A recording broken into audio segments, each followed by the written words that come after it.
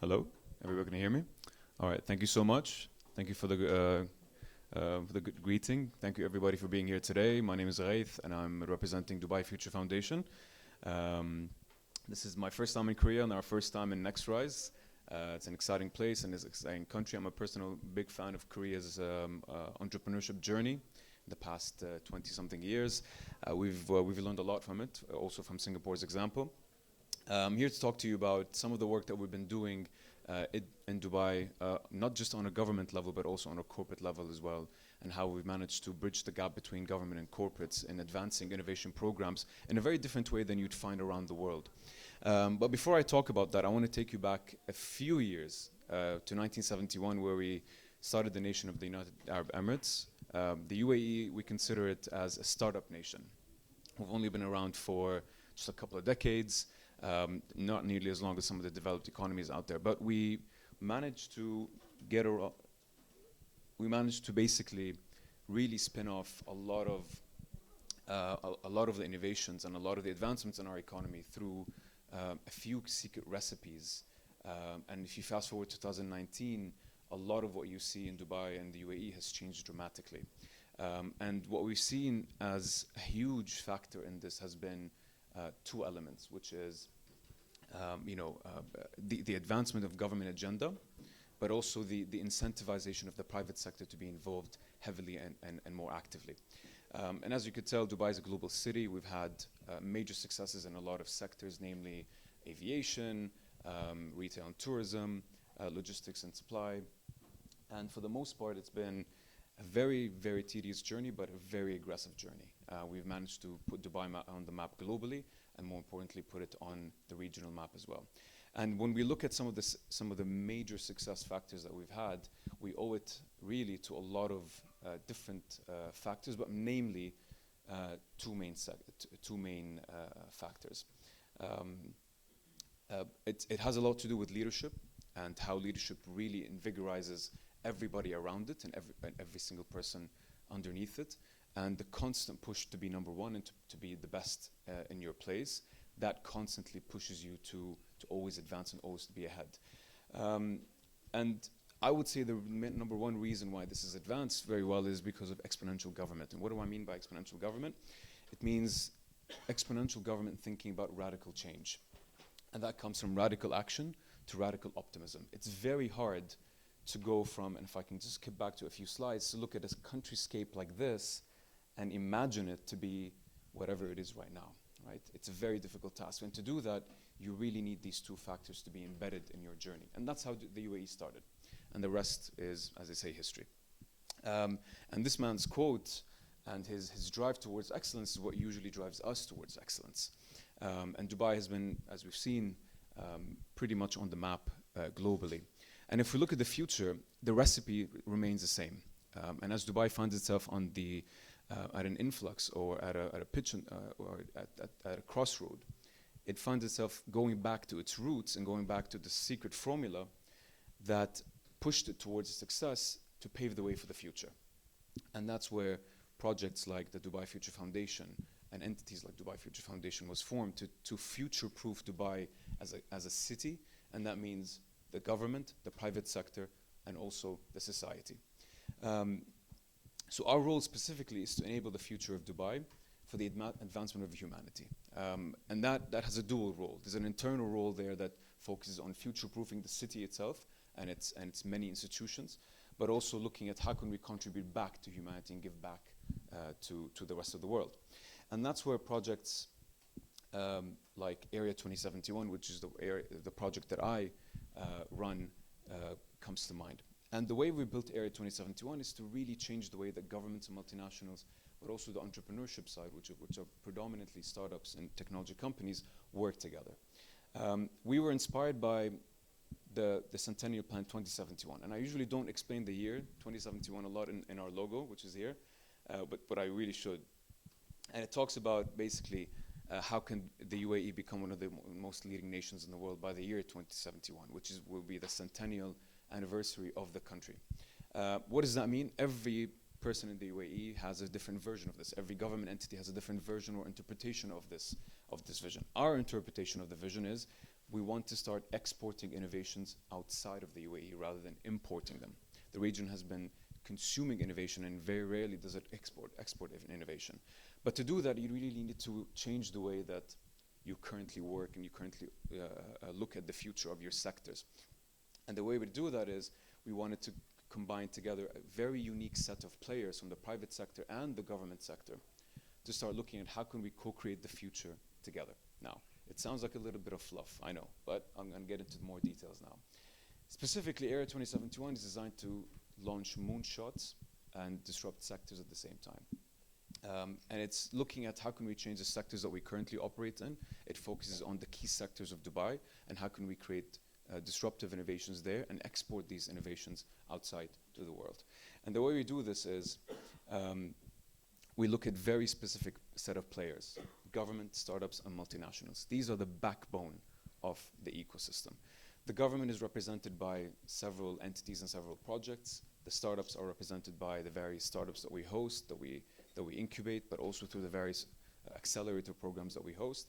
And MNCs, we select a handful of them, depending on their innovation agenda and where do they want to go globally. Now, specifically, we're looking at several sectors to disrupt. Now, we already have a lot of partners in these areas that we are looking at attracting. And we look at even more private sector partners that are looking to disrupt the way they do things, disrupt the way their organizations are run, their business models are being constructed, but also the way their sector is being run. Specifically, this is the ecosystem, right? So we've had the corporates, the startups, and the government.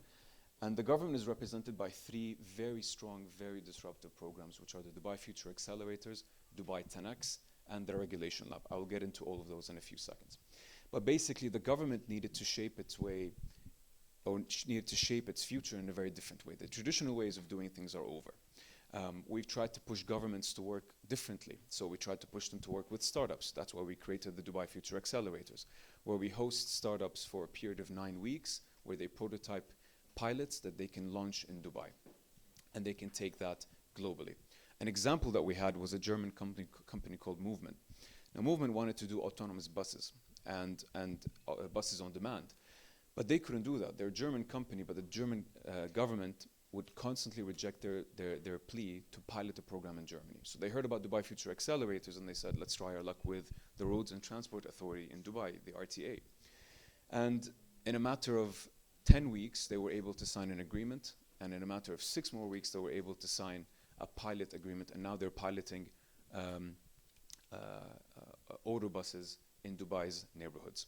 So this just gives you an example of how strongly the government is invested in actually piloting innovations from around the world in Dubai, then exporting them. Movement is actually now expanding its fleet outside of Dubai and outside of the UAE. Dubai 10X, I'll get into that in a minute, but basically the premise of Dubai 10X is how can we catapult Dubai 10 years ahead of everybody else? And the way we do this is not just by working with startups like in the DFA program, but it's also changing our business models. And one of the questions that we had from His Highness Sheikh Mohammed was, why didn't the Roads and Transport Authority in Dubai think about creating Uber?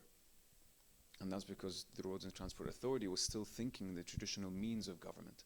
It wasn't still thinking of what's ahead. But that's specifically why we created programs like the Dubai Future Accelerators and Dubai 10X, is to help government entities like the RTA think ahead and think, how can we create or be the next unicorn, even as if we're government. And traditionally in government, that's very difficult. That's very difficult to do because you're tied with a lot of financial, legal, and mandate shackles. But the fortunate thing about the government entities in Dubai is that they're not just the regulators, they're also the service providers, which puts them in a very unique position and also pressure to constantly innovate, which is why we're helping them with these 2 programs. Now, I'm not going to spend too much time on those because I'm going to get into more details later. But I'm going to talk a little bit more about the Dubai Future Accelerators. And like I said, this is a program where we host global companies from around the world. We run 2 cohorts a year. The next one is coming up in September. And that's where we select a handful of companies per government entity challenge. And then we invite them over for a 9-week period where we take 0 equity. We pay for their flights and accommodation, and all they have to do is focus on the pilot that they need to launch in Dubai. The way we do this is we focus on the government challenge itself. What problem are they facing? It could be an organizational level, it could be a sector level problem. And then we help them craft that challenge, launch it out to the world, and then attract the best companies. And some of the companies that we've hosted and managed to pilot are some of the globally famous ones. We already talked about Movement. There's Consensus, Next, Virgin Hyperloop, and the rest. So there's a lot of live pilot examples that are happening currently in Dubai. The next one is Dubai 10X. I've briefly mentioned about that. And again, it's about really taking Dubai 10 years ahead. And if you look at if you dissect Dubai 10X, it's looking at how can we look 10 years ahead, put Dubai 10 years ahead, but do so through adopting disruptive technologies and business models in government, which is something that's very difficult to do. And I think the hardest part for us was to change the mindset of government to start working in that way. Some of the examples that were launched recently were the Smart Dubai University, which is building the digital skills for a city of the future via blockchain. The next one is C3 courts. Everybody's been through some kind of court process or another. They're tedious, they're long. The aim here is to look at how can we eliminate the huge lag time to 30 days. And that's a huge challenge, of course, and that's also using technology. The next one is Dubai Knowledge, which is called Rahal, which basically tries to democratize access to education and free the limits of education that's confined within a classroom and make it a lot more globally reaching. This is a program actually that we're very proud of because not only is it being launched on a local level with the Knowledge Authority in Dubai, but it's also launched on a federal level. And the reason why it's disruptive is because it's trying to change the way that we accredit education systems from scratch. And that's why it's very difficult. It's not an easy process to do. So we started in Dubai, in the UAE, and we tried to export that example globally. We're now in the third phase of the implementation of this project. We already piloted with a few schools, and we're looking at scaling the example to more schools, not just in Dubai, but in the UAE as well. So stay tuned for that. But now if you look at the private sector partners in Area 2071, so we talked about government and why government constantly needs to push the boundaries. But what was missing in that equation was the private sector. The government can't do everything on its own. It needs another partner, it needs another player to play a major role in that. So we set out on a path before creating Area 2071 to look at how can we match the private sector with the very ambitious programs coming out of government. Can they work together? Is there a mutual benefit? And we found that the answer was a simple yes. But how do you find these companies and how do you find these programs that match the government's ambitions? Which is why we were very selective in looking at some of these corporates. Now, if you look here, a lot of them are not actually corporates. A lot of them are accelerators. A lot of them are funds and VCs, but that's because they are part of the ecosystem. I'll talk a little bit more about the private sector in a minute, but I'll just mention some of the VCs that we have. We have ST Ventures, which we're about to sign, Beko, WAMDA. Some of the biggest VCs in the region are onboarded in the ecosystem. And their role is to support a lot of the startup programs that are taking place, but also the corporate programs that are being launched, and possibly even the government programs that are being launched, which is very different from a typical VC model, which focuses mainly on portfolio investments. So that's also challenging the current VC model in the Middle East, and specifically in Dubai. And if you look at some of the specific examples, P&G launched their iDubai Center in Area 2071. The purpose of the iDubai Center is to focus on customer journeys in the emerging markets. And if anybody knows the emerging markets very well, and we know them very well, they sit on a ton of data that's coming out of millions and millions of customers that are living not just in mainstream markets, but also in suburban markets, which is exactly the next billion people market that all these corporates are looking at. So P&G is looking at how can we reach these untapped markets, and how can we reach these untapped customers. And the way they do that is they could do it on their own, and they can launch an iDubai lab anywhere in Dubai, really, anywhere in the region. But they wanted to do it in a place that matched their thinking, especially from government. But they also wanted to sit next to Pfizer's lab, which is looking at health beyond the pill. Everybody knows Pfizer, and for those of you who don't, Pfizer basically manufactures pills.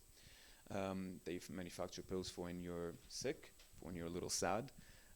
And what they do basically in Area 2071 is looking at how can they advance this agenda further. They're looking at wearables. They're looking at health issue preventions, which is basically changing their business model quite a lot. And they're experimenting with this on a small scale in Area 2071. Then, this is my favorite example because I feel very passionately about this, which is the Aviation X Lab. Now, I can't talk to you about the 4 corporate partners that are that created the aviation lab yet, because it's not been officially announced. Hopefully in the next 2 weeks it will be. But I could tell you that Emirates Airlines is one of the main corporate partners. The rest, the other 4 are global partners from around the world. Their aim is to disrupt aviation from scratch, and that's looking at changing the way that airports are structured from an infrastructure perspective. What are the emerging market themes of customers that are flying, and who are we not tapping into that deserves to fly? And their motto is everybody has the right to fly. It's a very ambitious one. Some of the challenges they're looking at in aviation touches on a lot of IATA set standards, which they believe can be changed for the better. And because there's such huge conglomerates pouring into one X lab, which is the aviation lab, they believe that they have enough political and commercial traction or clout to push these global agendas forward. I've teased you a little bit about what they do, but I can't really say anything more about that until they officially launch, or until they officially announce the partners.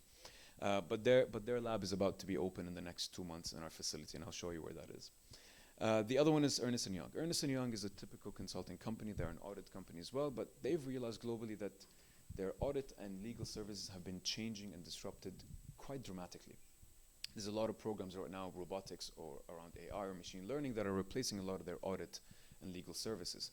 So they started thinking very differently. How can we start think differently about our clients' problems as a consulting firm? And the way they did that is they said, why don't we start creating think nodes that push innovation and design thinking in our organization and with our clients further. So they created something called WaveSpace. They have 16 WaveSpace locations around the world. The one in Area 2071 is the largest, and they host a lot of experiments with their customers there around what kind of technology POCs or pilots would they need for their customers to launch projects. And if you've worked with EY, you realize that any product they give you is a stack of papers this thick, right? What they're doing here is doing something very different. The stack of papers has reduced a lot, and they're producing a lot of POCs that benefit the client rather than just giving them rhetorical or typical consultation work. So the business models of these labs are very, very different, and we've been very picky about who joins the programs and who joins Area 2071, depending on their programs. And these are some of the best programs that we've seen in the Middle East being launched, and that's why we put them all together. So there's a lot of benefit from these programs to rub shoulders with each other. The Ernst & Young programs have a lot to do with the aviation lab, and the aviation lab has a lot to do with P&G's labs. So there's a lot of common denominators there that they can benefit from each other. Now, to do all of that, we realize that there's a key crucial piece missing, which is tech, or more importantly, the people behind tech, the entrepreneurs. And what we realize is that currently the Dubai market sometimes can be quite difficult to get into if you're an entrepreneur, if you want to start something from scratch. So what we've done is we've launched our entrepreneurship visas. And these are special visas launched exclusively through Area 2071 to give entrepreneurs a very easy landing zone or a landing experience in Dubai. The entrepreneurship visa comes with 3 visas for yourself and your co-founder if you're an entrepreneur, and it's a no sponsorship visa, so you can come in and come out with a lot of ease. And it gives you a 6-month to a year period to basically experiment with the market, experiment with Dubai as a test bed for your technology without having to commit to a business license at the start. You are required to get a business license later, but not in the beginning. So this makes it a lot easier for entrepreneurs to sign up and to be part of the ecosystem and be broadly part of the Dubai and the UAE ecosystem. The next one is the regulation lab, which is the missing piece from the government work previously. What we've realized is that a lot of technologies globally don't have a home when it comes to regulation, right? And that creates a very, very difficult task for governments to even run with these technologies. Some of the companies coming from the Dubai Future Accelerators have their services as a software, which is great, but their data centers are not hosted here. So how do you fix that? That means that the government can't legally contract with them. The government in Dubai sometimes doesn't have the back end for blockchain companies. How do you fix that? They can't put their data on blockchain. How can you fix that? And more often than not, we found that the common denominator issues are regulations. So we thought that there's a huge need to have a vehicle that helps lobby for regulation change if there need be, but more importantly, create regulation for technologies that don't have a home yet in Dubai and the UAE, which is why the regulation lab has been created, whereby any corporate or any startup that has a technology that doesn't have a home within Dubai or the UAE's legal structures can lobby for the creation of a new legal framework to operate but also license this piece of technology. This is basically what we're here to talk about, the government, multinational and startup ecosystems that we have. We managed to pool all of that in terms of programs, in terms of presence, in terms of even simple applications to the entrepreneurship visas and the various programs into one platform to make it easier for everybody who's not in Dubai to be part of it as well. And that's the Challenge platform, where we hosted all of our programs, all of our government entities, all the corporates that are part of Area 2071 on that platform. And the aim is to attract as much talent virtually as possible and add them to the conversation. We have so many ambitious programs coming up. All these private sector labs that you've seen, all these government labs and projects that you've seen are constantly in need of talent and constantly in need of very intelligent, tech-savvy entrepreneurs to participate in solving some of these challenges and piloting in Dubai.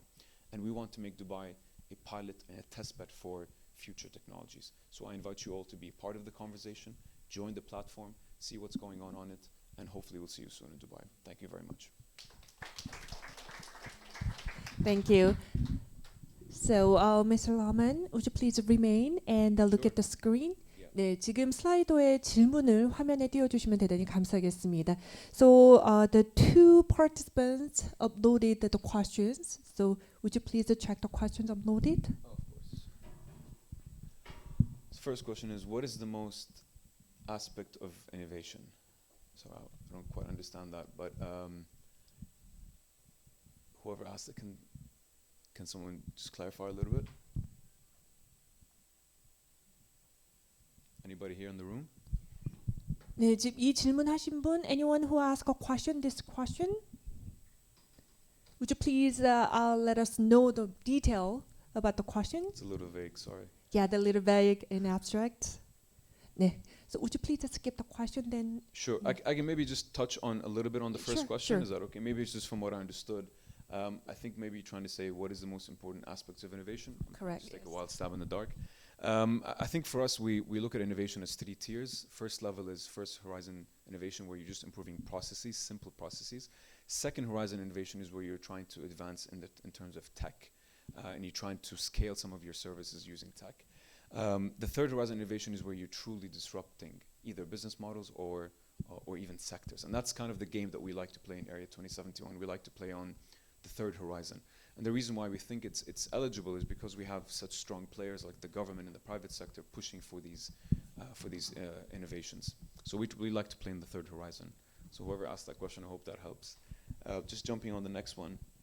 With exciting news of unicorns like Souk and Kareem, what are the next truly disruptive startups you are most excited about in Dubai, and where from? Name 3.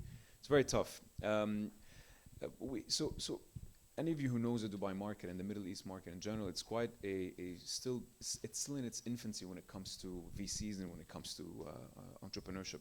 We've had some very successful examples, but we're yet to see even more. But there are more coming. There's a lot of exciting new tech companies in the space of fintech, e-commerce that are still coming out. But more importantly, there's a lot of B2B unicorns that we're seeing in Area 2071 that are looking at autonomous logistics supplies and services. And that's a major service. That's a major service for the massive logistics sector in Dubai. So I don't want to comment on them just yet. I don't want to give favorite answers, because a lot of them are part of the ecosystem, and I know them quite well. But if I were you, I would look at logistics, fintech, and even tourism. There's a lot of those coming in. There's a lot of programs coming out of that space. Also aviation. A lot of very cool companies coming out of aviation, supported by the aviation lab as well. Okay. Would you explain the landscape of e-commerce in Dubai? Is Dubai open to blockchain and related businesses? So I'll answer the first part of the question first. The landscape of e-commerce. So obviously after the sale of Souk, a lot of e-commerce companies got excited. They said, yes, let's launch another e-commerce company to maybe get bought off by Souk or get bought off by some of the big conglomerates. And we've actually had a few examples. We had Namshi, which is another fashion a startup get bought by Aymar Malls, and Aymar is one of the biggest developers in the region.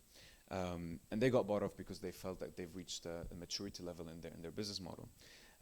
So generally speaking, e-commerce is picking up quite a lot. The reason for that is quite a few. Regulation is relaxing a little bit more when it comes to e-commerce. People are actually transitioning more from social media-based businesses, which is it's a big phenomenon in the Middle East, where you sell products using social media, whether you're on Twitter or Instagram, and they're moving more and more towards e-commerce platforms. Payment issues are being resolved as well. So that's pushing a lot of people not just to start e-commerce businesses, but to also be a customer of e-commerce businesses. And I think the Souk example is a major push for people to be to shop online a little bit more and move away from the typical channels that you had in the Middle East. Okay, the next question. 네.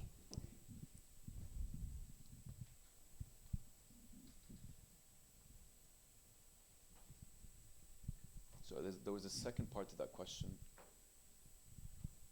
Yes, if you go up, please. Up a little bit more. Yeah.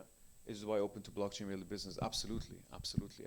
Smart Dubai Office, which is one of our biggest government partner, recently launched a competition through us to identify the top 700 blockchain companies in various sectors. And what they've done is they've taken the top 3 and actually embedded them within a lot of their programs. So there's a huge appetite for blockchain within Dubai government. And what we're sorting out at the moment is how can blockchain be integrated across government, not just within the government entities. So yes, there's a lot of appetite. It's being integrated, and it's actually taking on to the next level. Okay, the next question, please. 네, 다음 질문 또 화면 전환 부탁드리겠습니다. Okay. Is there a central point of contact? Yes, for central. international 네, 잠시만요. 네, 지금 멈춰 주시겠어요? Is there a central point of contact for international corporates interested in investing in incorporating startups? Absolutely, yes. I mean, if I'm selfish, I'll say Area 2071 is probably the best place to do it, because we have such a huge funnel of companies, not just coming from around the world, from regionally as well. We've managed to partner with some of the biggest universities, but also startup hubs in the region, to bring them over and attract them to these programs. So I would say Area 2071 is probably the best bet. I myself run a lot of the partnership work there. I manage the ecosystem, and I manage a lot of the programs with these corporate labs. So I could be a point of contact, or anybody in the Area 2071 team could be a contact for them as well. Thank you. Okay. And is there a particular? Oh no, one before that. From Scroll down a David. little. Yes. Is there any particular type of startups that you are looking for in Korea? In Korea, we're actually Yes. looking for all sorts, because, and I'll tell you why, because the appetite is massive, right? Just the government entities alone, we have 13 government entities part of this ecosystem. And twice a year, they look for the most exciting companies, either in health tech, fintech, transportation logistics. They look at literally every single sector. So imagine any government, and imagine any kind of mandate within government. We're looking for it. Which is why we've managed to create that challenge platform that I showed you earlier, to be able to host all these startups, and to embed them and incubate them on our platform. So anytime the government entities want to interact with them, they have the profile there ready, and you've already been identified as an AI company in energy solutions, for example, right? So there's a lot of appetite from governments to do that, and the 2-year the Dubai Future Accelerators runs twice a year. But we've managed to create sub-programs for them, where they meet one-on-one with companies, and we create small mini competitions, or we create small searches for them to identify some of the top companies in emerging markets, or top startups in emerging markets, or North America or South America within specific sectors. So we do that constantly with the government entities. It makes our lives a lot easier if all these companies are already on the challenge platform and already being engaged. For the latest question from the Christopher. Yep. I think it's further down. You spoke the global players coming to Dubai from the Yes. West. From the West, what are you seeing from China? The other leading innovation hubs coming to Dubai. Okay, so I'll talk about China. So we haven't had anything from China yet. We're very open for Chinese companies. We were in talks with Huawei at some point. we're still looking for more traction from China, both in terms of corporates, but also in terms of startups. There's a huge startup funnel in China, and the UN recently launched, I think, half a dozen programs there. All they do is incubate Chinese companies and startups. So we're looking for a lot of these companies there as well. So if anybody's interested, please reach out to me after the talk. And what other leading innovation hubs are coming to Dubai? It wouldn't be innovation hubs. It would be. There's two ways to do it. You can either be set up in Dubai, or you can actually be connected to Dubai through our Chance platform. And the reason why we do that is it could be a lot of infrastructure, could be a lot of capex for companies to set up innovation hubs in Dubai. We already have a lot of them. We already have MasterCard, Visa set up in Dubai, but they're not physically in our facility, but they are connected to us. They're just in another part of Dubai. So we're connecting to the local ecosystem, to the regional ecosystem. But the best way to do it if you're outside of Dubai is to do it through the Challenge platform, because that's where we co-host programs with Rise Up in Egypt, where we host a lot of it from some of the programs coming out in Jordan, in Lebanon, also in Saudi. So that virtual connect is quite important for us. The top of the screen, the HR quality. HR quality level is key to discussing the startup ecosystem. How would Dubai source a good number of HR power compared to other comparing cities? HR quality.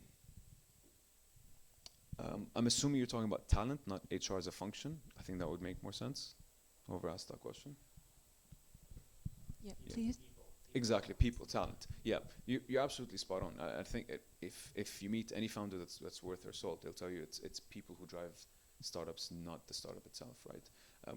I've personally met a lot of founders and co-founders who left their companies, even though they're still founders, because they found the right people to run that startup for them. All they have to do is just come in and out.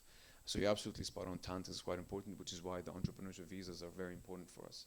We've made it very easy for entrepreneurs from around the world to be in Dubai.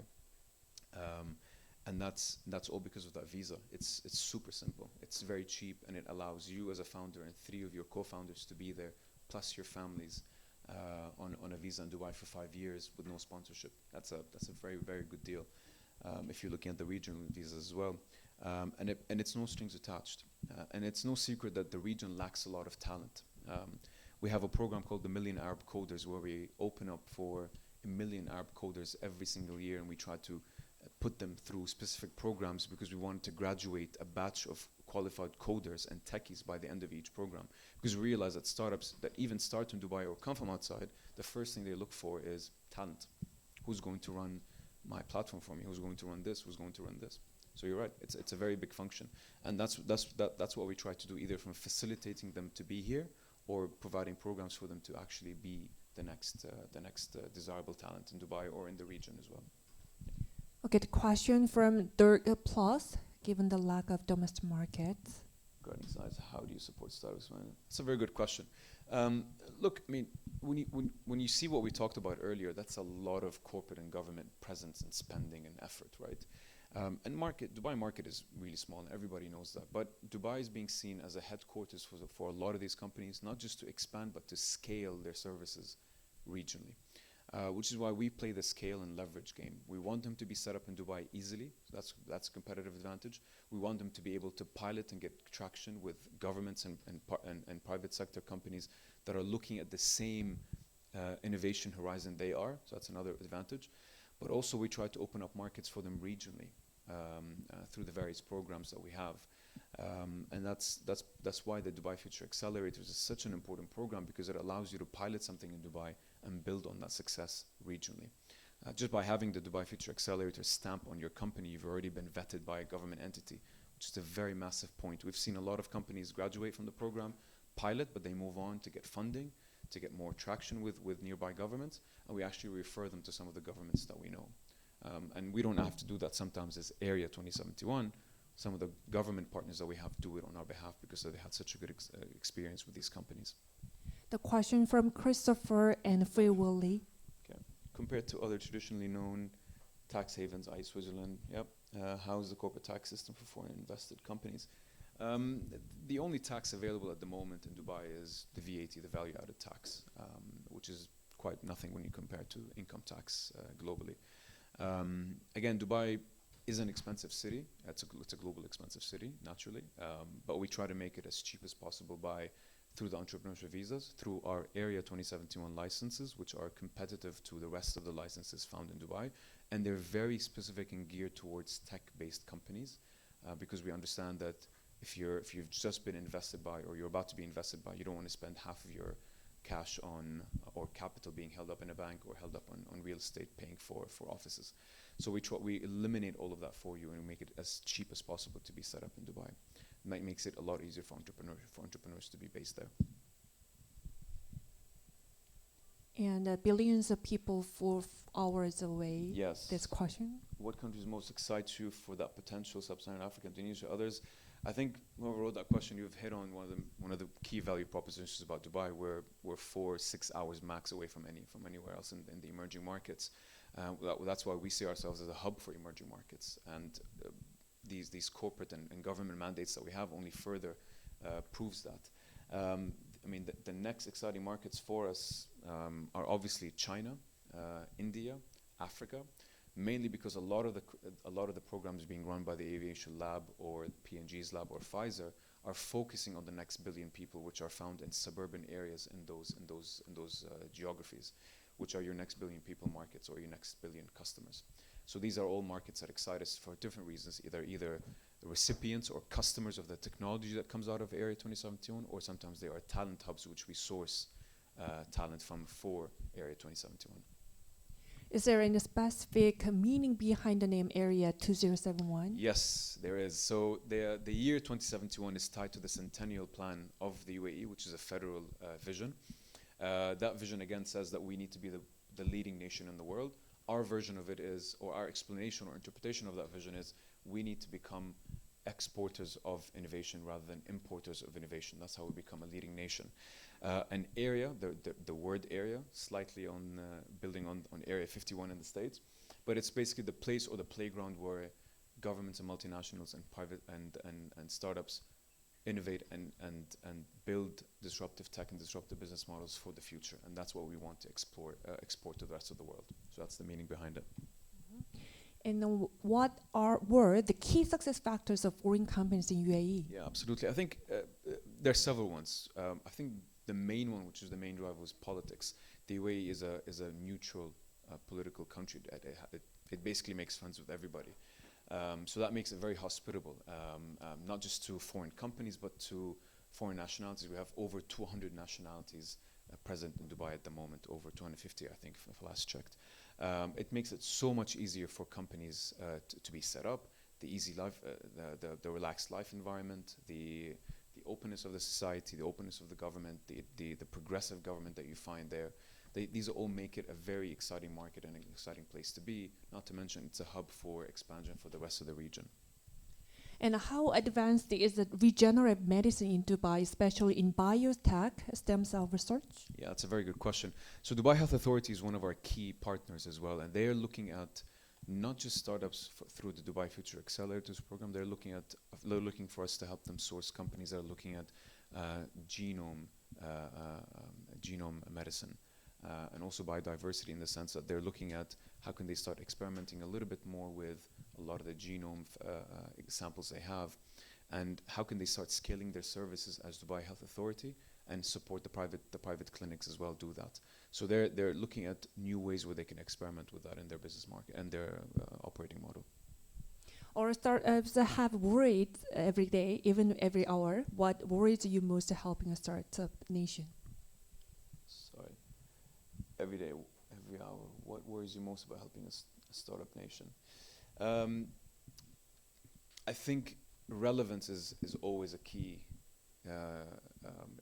factor when it comes to a startup, a country, a market, corporate, anybody.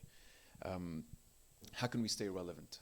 And that was the point of my first introduction, which is, we built something from scratch in the past 40 plus years, and we became very relevant. How can we stay relevant for the future? And that's why this project is very dear to my heart, because I think it's one of the ways where we can become very relevant. Thankfully, we're not the only ones trying to make the UAE relevant or still remain relevant in the future. but we're driving that force from an entrepreneurship perspective, from a corporate perspective, from also a government perspective.